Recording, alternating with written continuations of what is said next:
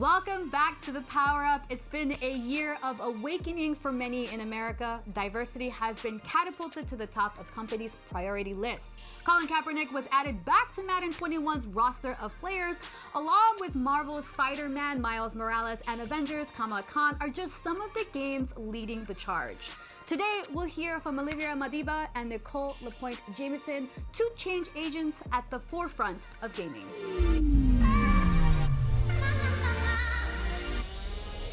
The gaming world is no different from many other industries where women are underrepresented, particularly when it comes to the economic power players. My next guest has smashed the glass ceiling and is blazing trails for all of us. Featured on Forbes 30 Under 30 honoree list, let's dive in with the queen of evil herself, Nicole, LaPointe, Jameson, CEO of Evil Geniuses. Thank you so much for joining me, Nicole. Thank you for having me. I'm so happy to be here. Evil Geniuses is a well-known name in the esports league. You characterize it as a diamond in the rough. What made you so attracted to wanting to work with Evil Geniuses, particularly as a CEO? EG was one of the last player-owned esports teams in the world, which, you know, especially for those that follow the space, there are a lot of big names, venture capitalists, entertainers entering into the space. EG was owned by 6 guys that played. And that's not something I think you can really find anymore today. It's probably one of the last opportunities to really create a team and bolster a team from a very neutral position.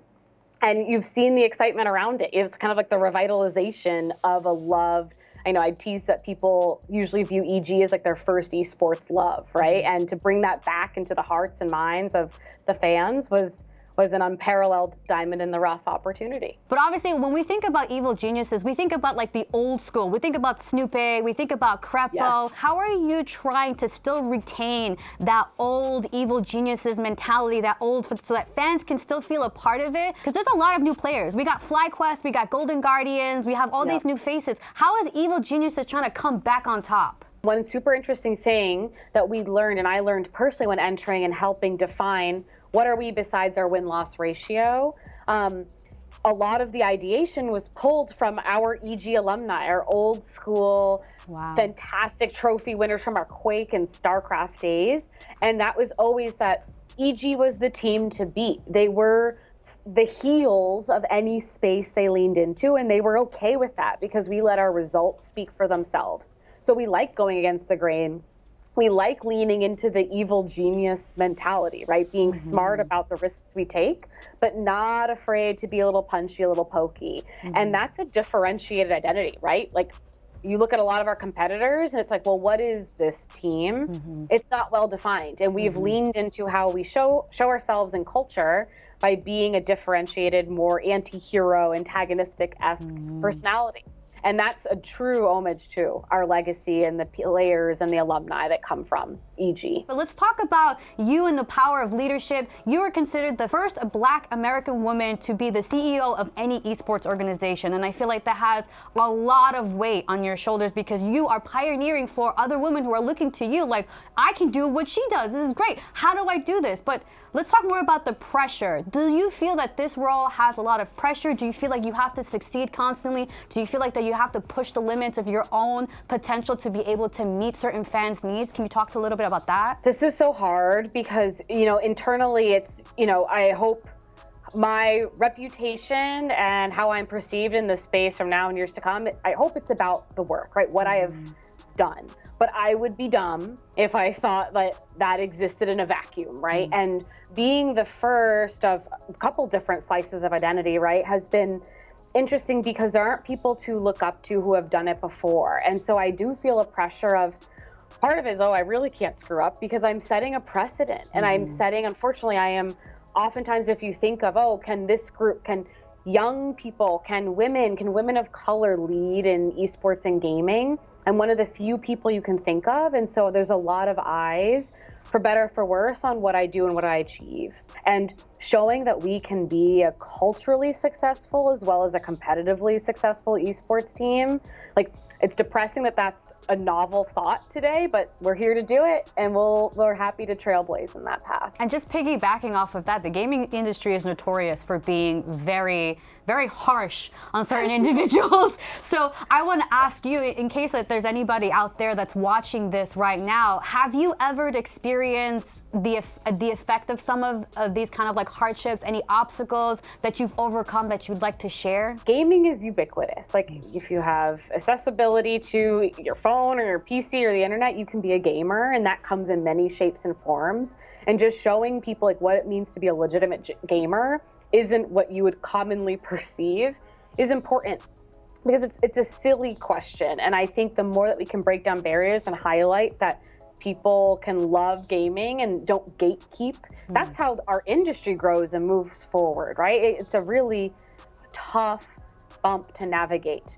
Sexism in the space is still something that's really rampant and problematic when you have the anonymity of the internet as your main communication, but making sure we show that we rise above, we don't tolerate that, and we still win. That's the biggest, move forward I think we can do today. Now, the next phase of esports teams has been a lifestyle branding kind of mentality. We see that with 100 Thieves, we see that with C9, we see that with TSM.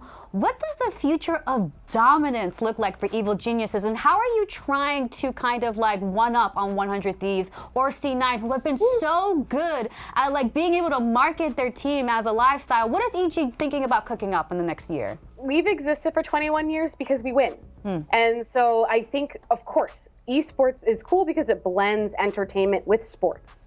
But we will always expand and grow to attract fans and do things that support the business, but that will never come at the cost of being a competitive loser. And so expanding in titles and cementing our position as the best in what we compete in is something I am fully on board for championing for years to come. Thank you so much, Nicole, for joining me for today at the Power Up. Best of luck in 2021. Lots of love. Thank you for joining. Thank you so much. Name the last RPG game you played with an African prince as the lead. Nothing. Nada. You can't. That's exactly what drove my next guest to build Kiro'o Games, the first gaming development company in Cameroon, Africa. I'm pleased to welcome Olivier Madiba. Welcome to the show. Thank you for being here. So let's get straight to the point. You graduated from college and you taught yourself how to make games. Like, that's like everybody's dream to do. How did you do it, and how did you do it specifically in Cameroon? I did it in a cyber cafe in Cameroon back in 2003, I think. And I went into amateur beginners developer forum for game dev. So tell me how this passion of you to create video games led you to then build Kiro'o Games.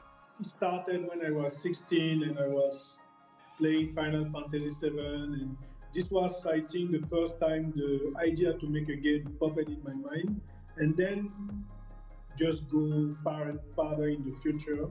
I didn't really think that I could make a game in Africa. My dream was to make something amateur here. And that's why I realized that, oh my God, if someone gave me $4 million in Africa, I can make Google. Tell me about the tech scene in Cameroon. Is it vibrant? Is it big? Are you the one leading it, I'm guessing? When we started to say that we want to make a game in 2012, I think, like a real game, we had this press conference, and there was a journalist who said that our brain snapped and we are crazy because in Cameroon people have real problems and we want. And finding investment for every gaming company is hard, even if you're in the United States. But I can tell you that fund your gaming company as an African studio without any traction is like the dark soul of gaming funding. Your successful game Orion is considered an Afro fantasy. Can you tell me about that theme? But African fantasy is mainly about taking the real struggles of African peoples and put it in a fantasy world. When we write an Orion story, for example, we wanted to show a story about being at the center of the world. If you see the map of the world, you see that Africa is in the middle, and have this feeling that you understand the Western, you understand the Eastern, you understand the Europeans, and you are not the most powerful. But when they have this geopolitical war, you are why you people can't just make peace? Because we all want the same thing, but we don't know how to tell you that because we don't have the power yet to explain it. So, Olivier, you once said that Orient is how the world would be if Africa were on top. Can you kind of explain what you meant with that and what that leads to what in Africa's global economic standing currently? I think since the Orient universe is not even on Earth, what we are trying to do is build a complete new universe with a total African paradigm, in fact. So Orion will be if, for example, the god of the world were totally African-minded, what fantasy world can emerge from that, and what kind of geopolitical problem you can find in this kind of world. So it's not really a view of an African power beyond other powers. It's more a paradigm problem. What would be something that you wish to accomplish in like the next 5 years? I know you're a father, so you have children that kind of are like probably looking at your games like, oh, I want to be just like dad. In 5 next year is to make Kiro'o games sustainable studio, because right now we keep it based on funding. We are not sustainable yet, so we are still in this place as a startup. So I want to make this happen and write this real success story. You have to grow up to the stakes of what you want. You will not have to write to be a game designer in Africa just because you want to make games. You have to become a businessman, you have to become a marketer, you have to become a writer, because you will have to train everyone. Well, thank you so much, Olivier, for this interview. With the best of luck to you, Kiro'o, the family, and all the games. Thanks. Oh my goodness, I'm so inspired by today's guest. For those of you who are watching this from home or your office, wherever it may be, and you want to get to work in gaming, but you don't see someone who looks like you, let that motivate you to be the change. Keep on dreaming, dream big, everyone. If I can do it, if all these people can do it, you can do it too. Thanks so much for watching, and we'll see you next time on the new episode of The Power Up.